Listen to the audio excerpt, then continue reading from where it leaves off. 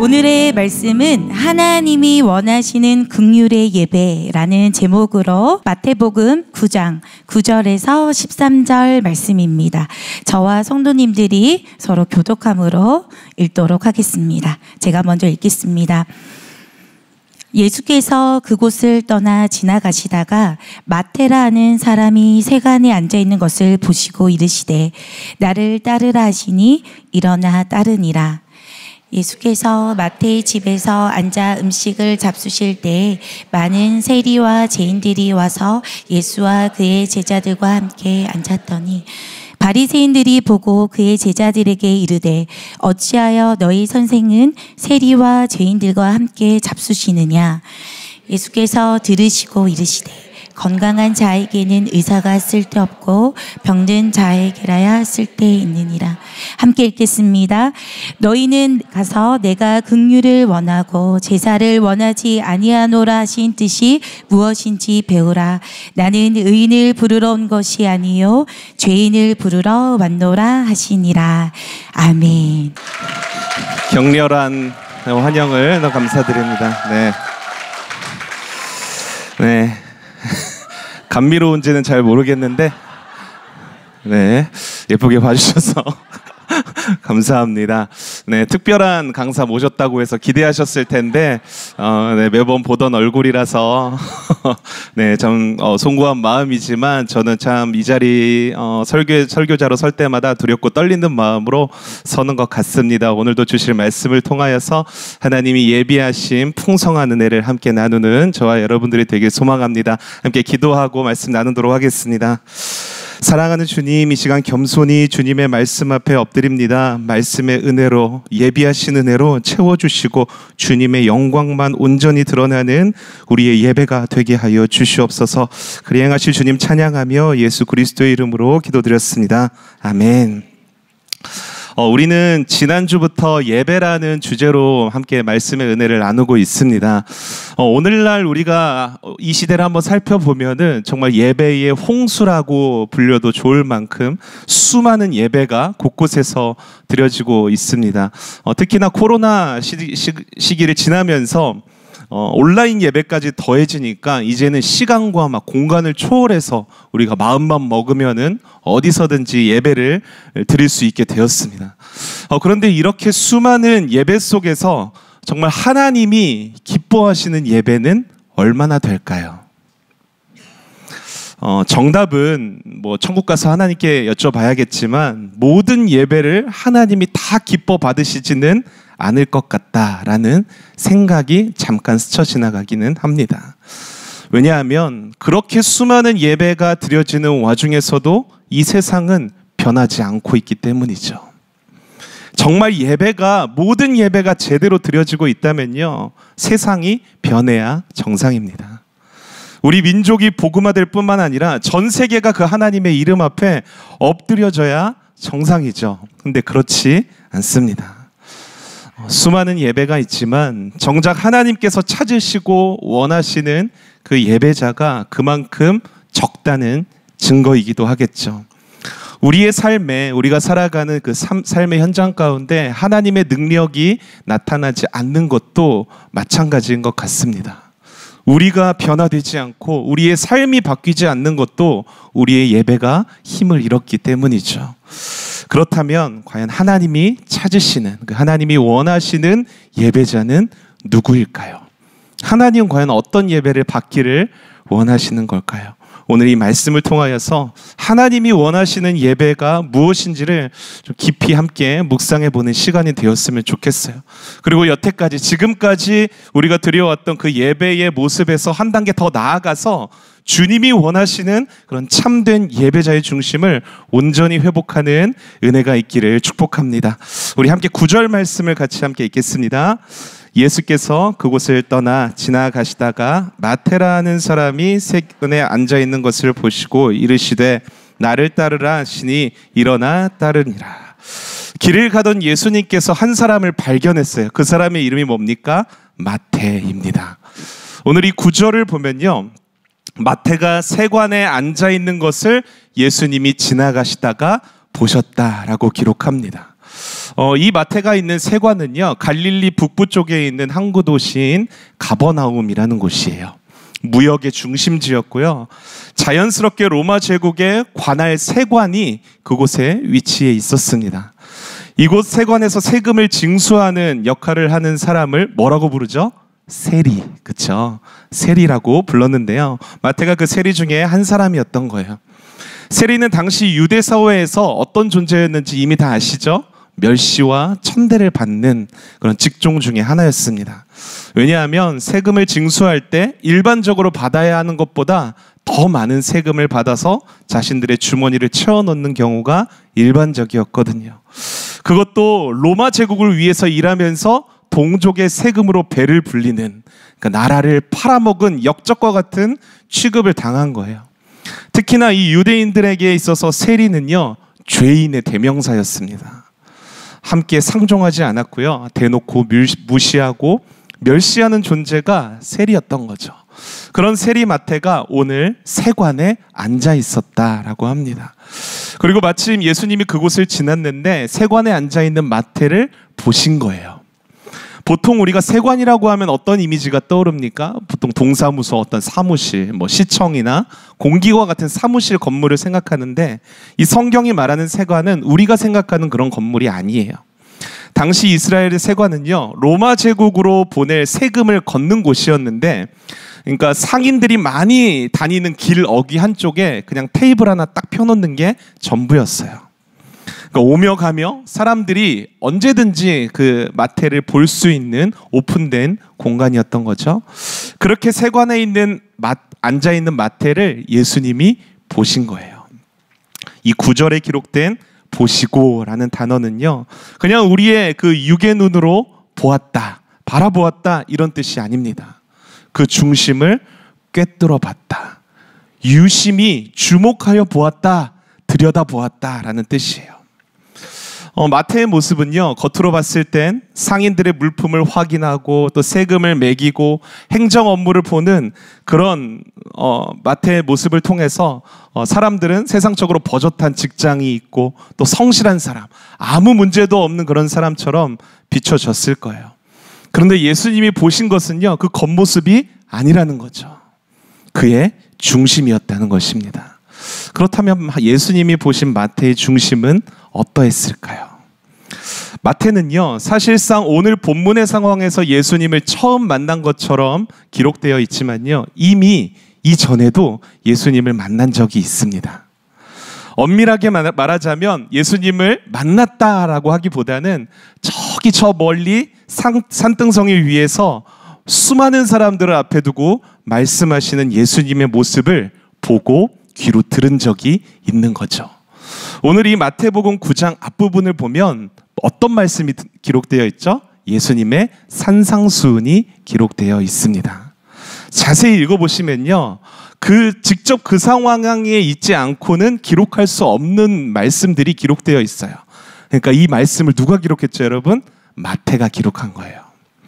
무슨 말입니까? 마태는 예수님이 그 산상에서 하나님의 말씀, 하나님 나라의 복음을 전할 때에 그곳에 있던 수많은 군중 속에 함께 있었다는 거예요. 거기서 마태는요, 이 세상의 질서와 법칙과는 전혀 다른 하나님 나라의 질서, 법칙, 그 진리의 말씀을 들으면서 그 마음의 중심에 갈등이 일어나기 시작했습니다. 본래 마태의 우선순위, 그 인생의 우선순위는 무엇이었을까요? 돈이었어요. 돈만 있으면 동족들의 멸시쯤이야 견딜 수가 있었어요. 돈이 그의 우상이었고 그는 돈을 예배하는 인생을 살아왔던 거죠. 그런데 예수님의 말씀을 들으면 들을수록 마음 가운데 갈등이 막 일어나는 거예요. 부딪힘이 일어나는 거예요. 돈이면 다 될 것 같았는데 채워도 갈증이 생기는 거죠. 오히려 반대로 예수님의 말씀을 들으면 들을수록 그 갈증이 채워지는 걸 경험하는 거예요. 충만해지는 거죠. 그러면서 세상 질서와는 전혀 다른 하나님 나라에 대해서 궁금해지기 시작한 거예요. 그런데 그 마음의 갈등은요, 그 산상에서만 그친 게 아닙니다. 그의 일상의 자리까지 이어지게 되었어요. 지금까지는 세금을 더 걷어서 내 주머니에 몰래 넣어도 아무렇지도 않았는데요, 이제는 뭔가 마음에 걸리는 게 생기는 거예요. 이래도 될까?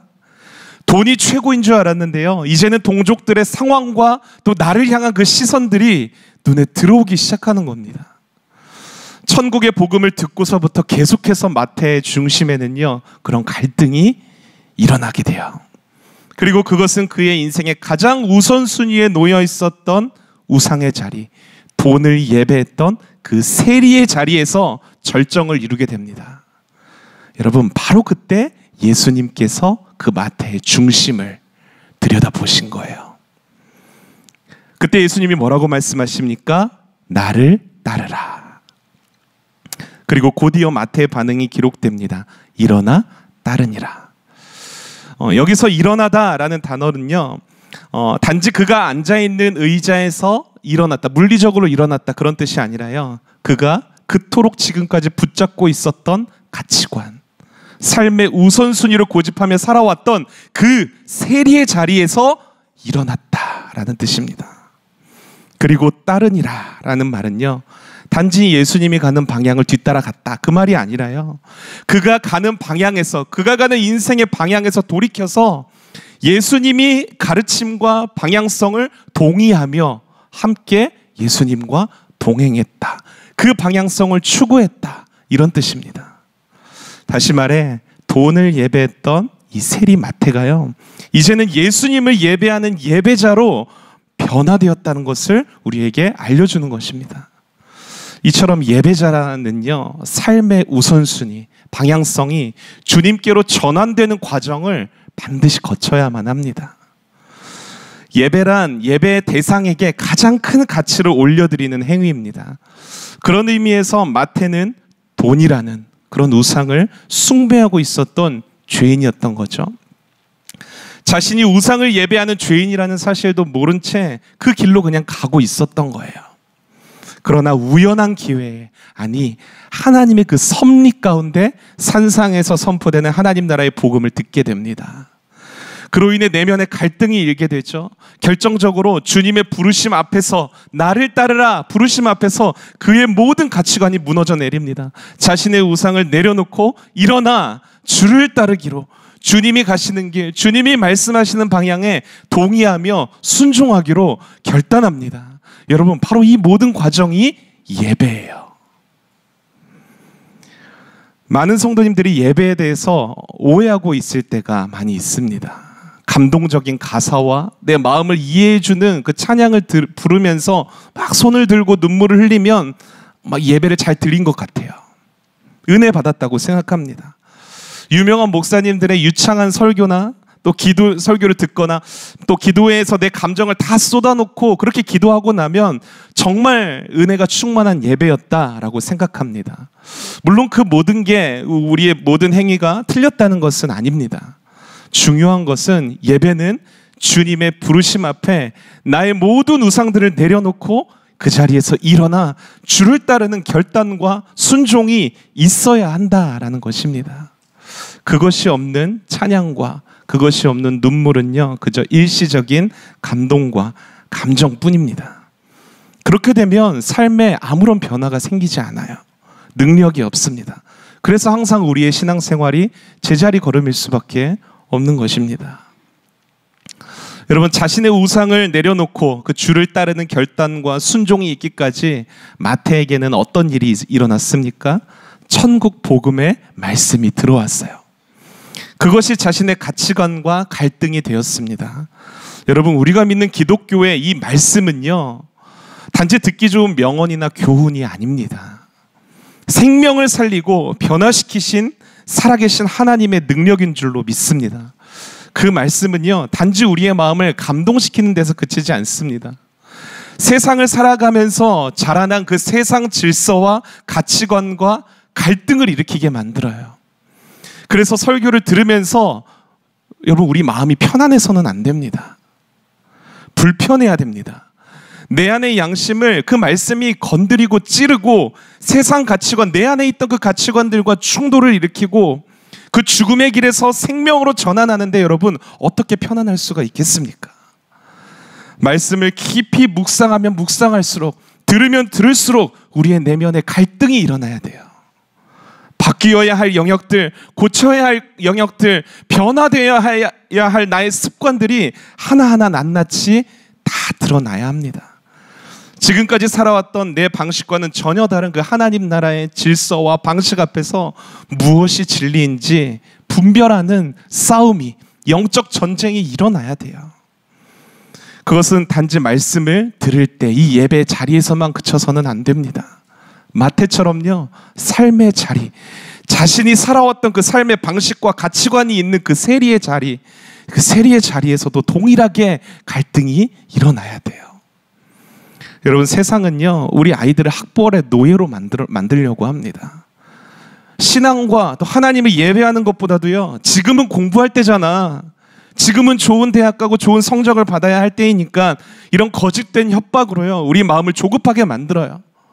그래서 막 아이들을 몰아붙이게 만듭니다. 그러나 우리는 갈등이 되어야 돼요. 정말 아이들이 예배하는 시간에 학원 보충을 가야지 뒤처지지 않을 것 같은데, 수련회니 집회니 따라다니는 것보다 영어 단어 하나 더 암기하는 것이 현명한 것 같은데, 하나님 나라의 질서는 그게 아니라는 거예요. 우리 아이들이 좋은 성적 받고 좋은 대학 가는 것보다 하나님을 예배하는 자, 하나님 나라의 질서를 따르는 자, 하나님을 바라보고 의지하며 그 하나님의 능력으로 사는 자가 되는 것이 그 어떤 것보다 영광스러운 일이라는 것을 우리에게 가르쳐주기 때문에 무엇이 옳은지 무엇이 진리인지 우리 안에 갈등이 있어야 하는 것입니다. 세상은요, 권력의 자리에 있어야 한다, 돈을 많이 벌어야 한다, 재산을 축적해서 노후를 준비하는 게 다른 어떤 것보다도 우선적이라고 우리에게 주장을 합니다. 그러나 복음의 메시지는요, 그 세상의 것을 내려놓고 주를 따르라고 권면합니다. 이 말씀 앞에 여러분들은 어떤 갈등을 하고 계십니까? 말씀을 들을 당시에 말고요. 우리 여기 이제 자매님들이 많으신데 식사를 준비하는 그 주방에서 여러분 내면의 갈등이 일어나야 돼요. 남편과 아내와 또 아이들과 관계하며 대화하는 그 가정 안에서도 그 갈등이 일어나야 돼요. 직장에서도 여러분 갈등이 일어나야 합니다. 여러분들은 어떤 갈등을 하고 계십니까? 여러분, 그 치열한 갈등의 현장에서 우리 주님께서 우리를 항상 콜링하십니다. 나를 따르라, 나를 따르라.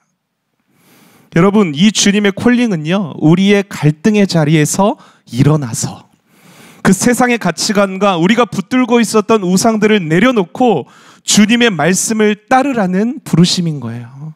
그렇기에 진짜 예배는요, 이 예배당 안에서 끝나는 것이 아닙니다. 예배당 문을 나가면서부터가 진짜 예배가 시작되는 거예요. 말씀을 듣고 내 안에 갈등이 일어나고 삶의 자리에서 그 부르시는 주님의 콜링 앞에서 나의 것을 내려놓고 주님을 따르는 순종의 결단이 있기까지 그 모든 과정이 우리의 예배가 되는 거예요.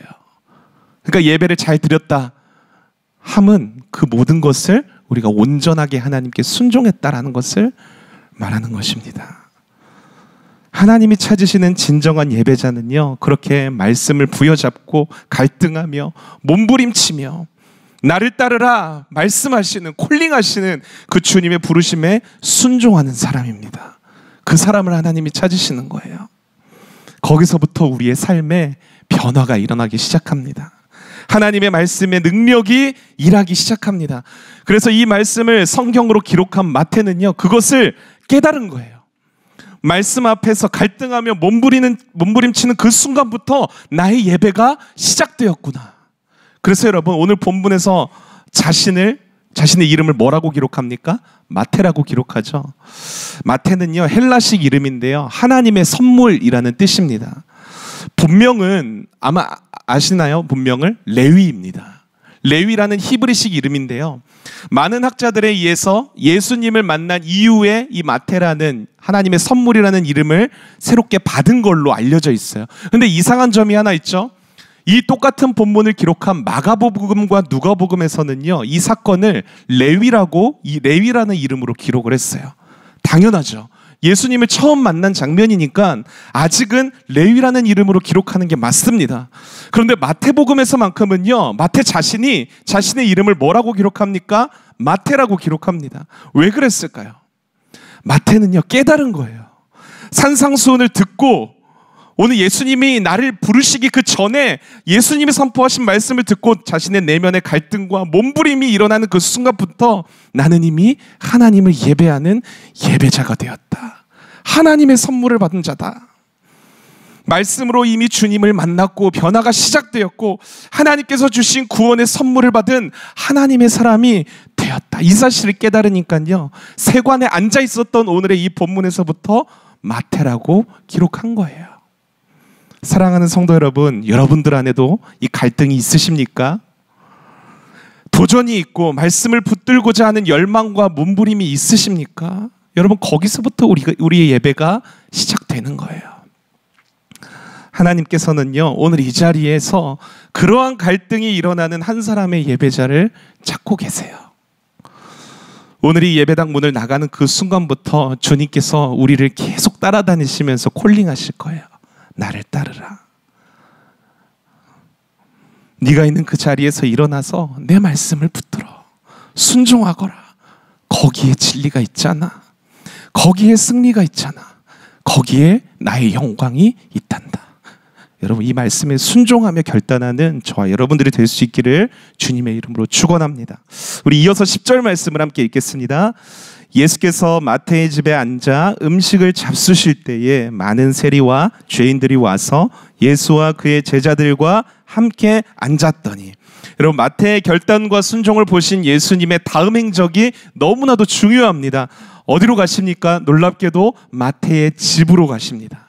그리고 그곳에 있는 사람들과 함께 앉아 식사를 하기 시작하는데요, 그곳에 있는 사람들이 누구입니까? 많은 세리들과 죄인들입니다. 그들이 예수님의 제자들과 예수님과 함께 식사를 한 거예요. 이 예수님의 이 행적은요, 유대인들의 입장에서는 너무나도 충격적이고 파격적인 행적이에요. 왜냐하면요, 유대 문화 안에서 식사의 자리는요, 철저하게 계급과 신분의 경계가 명확하게 있는 자리이기 때문이에요.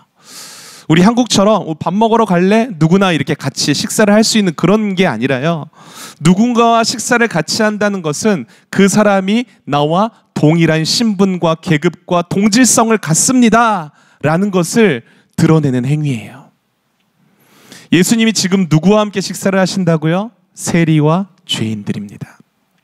이 말은 곧 예수님 자신이 이 세리들과 죄인들과 하나 된 공동체임을 세상 가운데 드러내는 행위인 거예요. 마태는 이 10절에서요, 이 사건의 파격성을 계속 강조하고 싶었어요. 그래서 여러분 성경을 자세히 보시면 예수께서 마태의 집에 앉아서 음식을 잡수실 때에, 그리고 세리와 죄인들이 왔다라는 그 사이에요, 한글 성경에는 번역되지 않는 접속사, 숨겨진 접속사가 한 단어가 딱 들어가 있어요.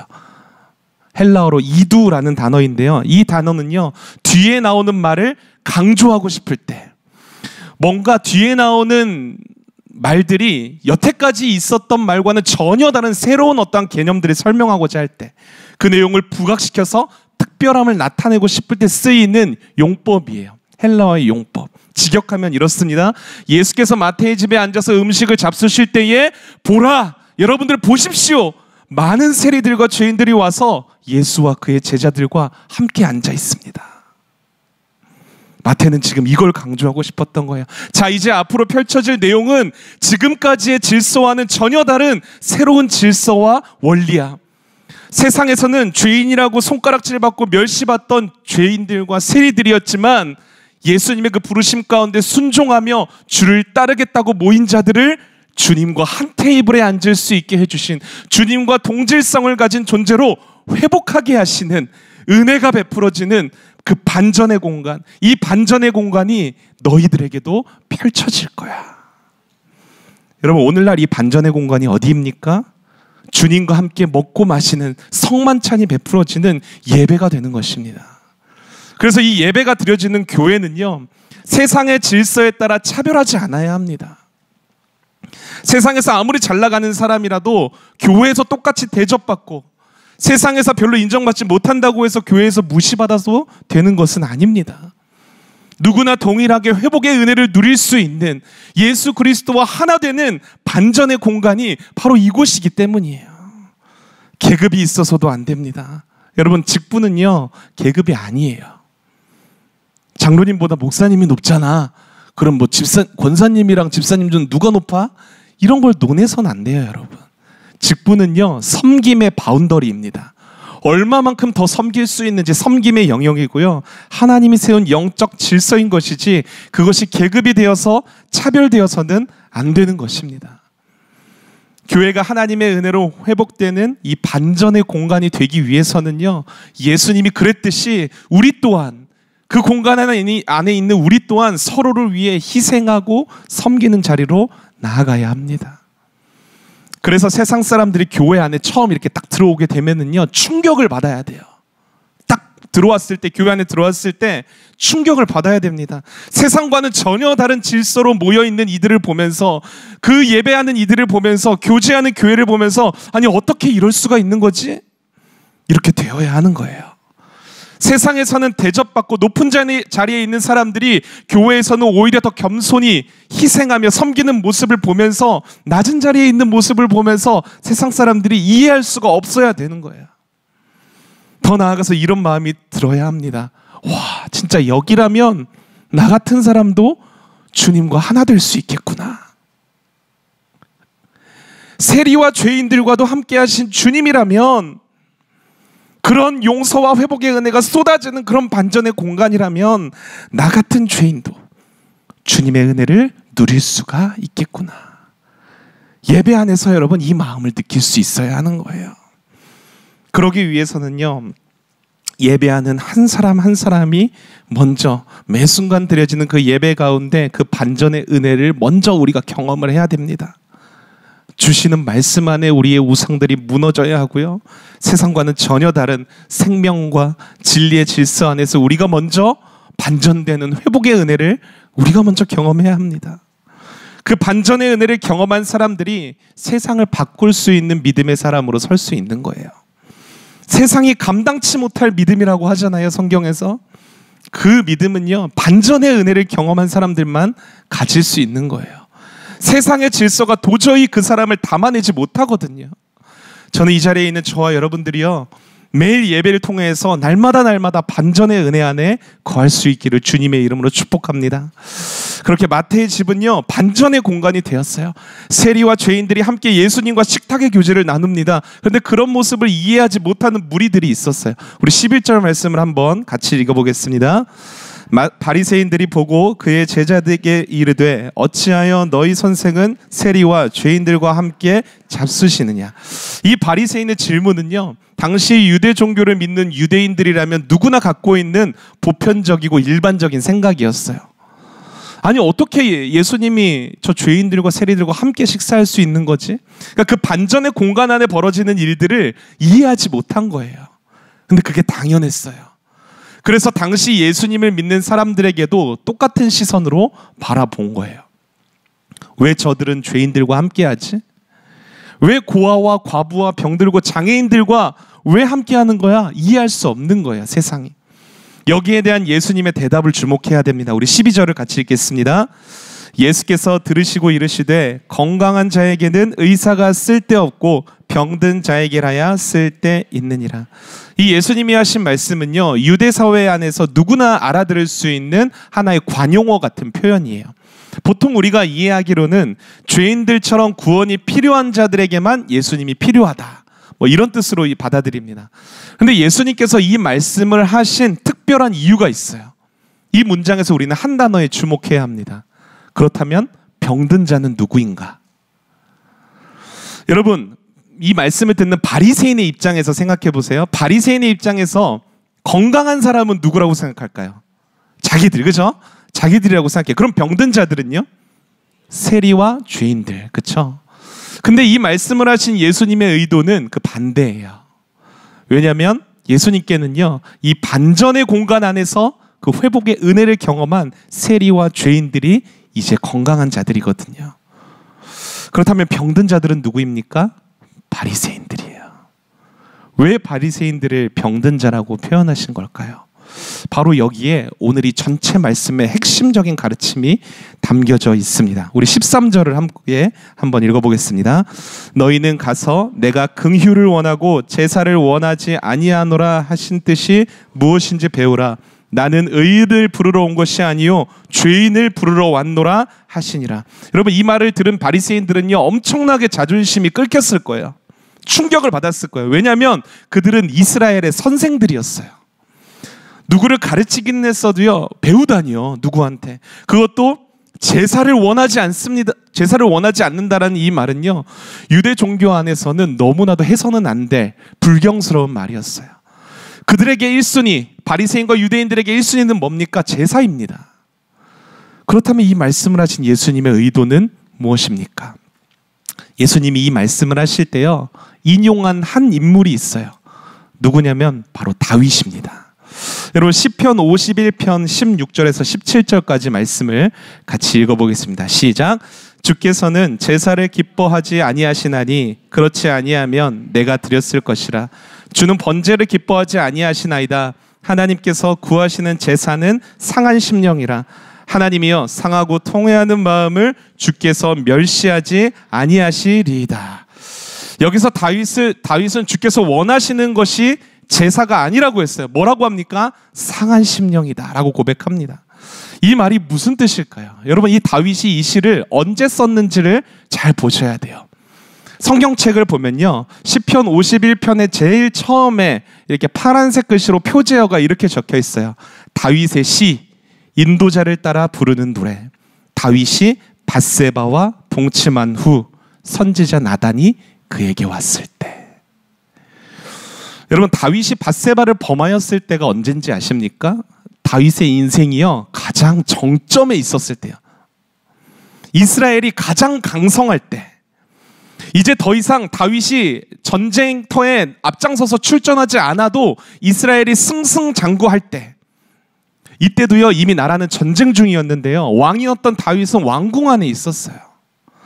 그리고 남의 아내를 취합니다. 그리고 그 남편이 부하장수인 것을 알자 그 또한 죽이게 되죠. 간음과 살인을 10계명에서 범하지 말아야 할 두 가지의 계명을 동시에 범합니다. 그런데 충격적인 사실이 뭔지 아십니까? 그것이 죄인 줄 몰랐어요. 하나님이 그런 다윗에게 선지자 나단을 보냅니다. 나단이 다윗 왕을 만나 이야기합니다. 왕이시여, 어떤 마을에 두 사람이 있습니다. 한 사람은요 가난한 사람인데 가진 거라곤 작은 암양 새끼 한 마리뿐입니다. 그 암양을 너무나 사랑해서 딸처럼 키웠습니다. 그리고 나머지 한 사람은요 부자인데요 어느 날 행인이 그 부자에게 오자 그 부자는 자신의 양과 소를 잡지 않고 그 가난한 사람의 양의 새끼를 빼앗아서 그 행인에게 대접했습니다. 여기서 행인은요 마음에 찾아오는 음욕을 말합니다. 음욕이 일었을 때 여러분, 다윗에게 얼마나 많은 후궁들과 왕비들이 있었습니까? 그런데 그는 다른 사람의 아내를 빼앗았어요. 취합니다. 그런데 다윗은 전혀 이 나단의 말을 알아채지 못해요. 어떻게 반응했을까요? 성경에는요 다윗이 그 이야기를 듣고 분노했다고 해요. 그 부자를 향해서 분노하면서 그 사람은 마땅히 죽여야지 라고 성경은 기록해요. 그러자 나단 선지자가 여러분 뭐라고 대답합니까? 왕이시여, 그 부자가 바로 당신입니다. 다윗은 그 즉시 무너져 내립니다. 지금까지 자신이 죄인인 줄 몰랐던 거예요. 여러분, 예수님이 말씀하신 병든 자는요 죄인인데 자신이 죄인인 줄 모르고 영적으로 병들어 있는 자를 말하는 거예요. 다윗처럼. 오늘 말씀에 등장하는 바리새인들과 같은 사람이 대표적인 병든 자들이죠. 자신이 죄인인 줄도 모른 채 내 죄는 보지 못하고 다른 누군가를 정죄하고 있습니다. 스스로는 신앙이 좋은, 믿음 좋은 사람인 양 말씀을 가르치고 있는 거예요. 여러분, 겉모습만 신앙의 조건을 갖췄다고 해서 건강한 사람이 결코 아닙니다. 그래서 병든 자가 올려드리는 제사는 하나님이 원하지 않으신다고 말씀하시는 거예요. 그래서 하나님이 무엇을 원하십니까? 긍휼을 원하시는 거예요. 여기서 하나님이 원하시는 긍휼은요, 그냥 우리가 이웃을 불쌍히 여기는 것을 말하는 것이 아닙니다. 하나님의 긍휼을 말하는 것입니다. 예수님께서 이 땅에 오신 이유가 무엇입니까? 하나님의 긍휼 때문이에요. 죄인들의 그 영적 질병들을 어떻게 그들이 하지 못하니까 너무나도 긍휼히 여겨서 그들을 치유하기 위해 십자가에서 그들 대신 죽기 위해 이 땅에 오신 거예요. 그 십자가의 은혜만이 병든 자들을 치유하고 회복할 수 있는 유일한 길이기에 우리는 그 하나님의 긍휼이신 십자가 앞에 나아가야 하는 것이죠. 여러분, 다윗은요, 이스라엘의 왕으로서 승승장구하는 인생을 살아왔어요. 세상에서도 또 신앙적으로도 정점에 올라와 있는 상태였어요. 밧세바를 범하기 만나기 전까지 그의 신앙은 무엇이었을까요? 계속해서 무언가를 이루고 승리하고 쌓아 올리는 그런 신앙이었어요. 그런데 여러분, 밧세바 사건 이후로, 선지자 나단을 만난 이후로 다윗은요, 그 모든 쌓아 올린 신앙이 다 무너져 내립니다. 그리고 그 이후로부터는요, 이제는 왕으로서가 아니라 한 사람의 예배자로 하나님 앞에 엎드리게 됩니다. 그리고 절절하게 엎드려서 하나님의 긍휼을 간구하는 거예요.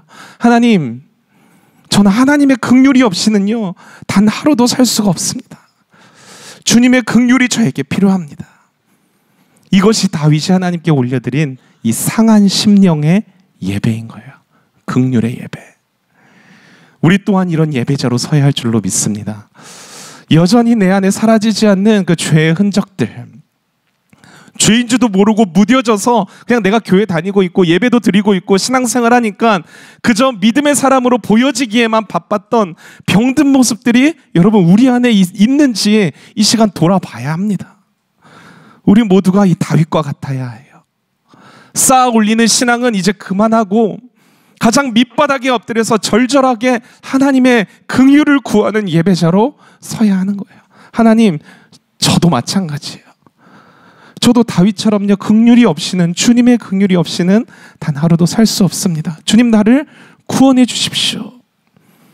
십자가 앞에 엎드려서 그렇게 우리의 상한 심령을 올려드릴 때에 하나님은 그리스도의 십자가 공로를 힘입어서 우리에게 긍휼과 자비와 은혜를 한없이 베풀어 주실 것입니다. 믿으십니까? 여러분, 그래서 오늘 기도하실 때에요, 그렇게 우리의 상한 심령을 올려드리는 기도를 올려드렸으면 좋겠어요. 그 기도를 통하여서 하나님께서는요, 우리를 너 왜 그랬어?